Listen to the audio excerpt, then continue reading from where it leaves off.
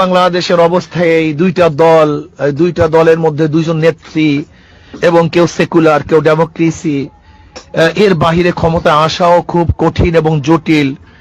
এখন আমাদের মধ্যে কিছু ইসলামিক দল আছে যারা তো ইসলাম নিয়ে ভাবে, আপনার কথা বলে, আপনার আদর্শের বাণী শোনায় সবাইকে, লেকিন এখনো ক্ষমতায় যাওয়ার উপযুক্ত হয় নাই। কিন্তু যারা সেকুলার আছে তারা তো ক্ষমতায় যাওয়ার উপযুক্ত, এবং যারা আমেরিকান পন্থী আছে ডেমোক্রেসি তারাও ক্ষমতায় যাওয়ার উপযুক্ত, লেকিন দুজনের নেত্রী হলো মহিলা। ইয়া নবী আল্লাহ, এখন আমরা কি করব?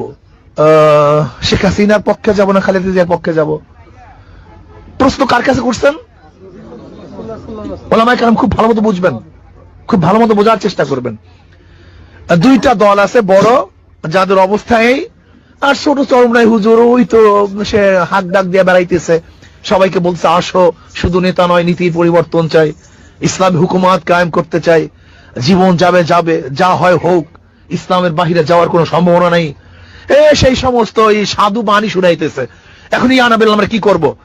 আমরা শেখ হাসিনার পক্ষে যাব না খালেদা জিয়ার পক্ষে যাব? আল্লাহ নবী বলতেন, যা তাহলে কি করবে, যেহেতু বড় দুইটা দল, তোরা সবাই শেখ হাসিনার পক্ষে যা।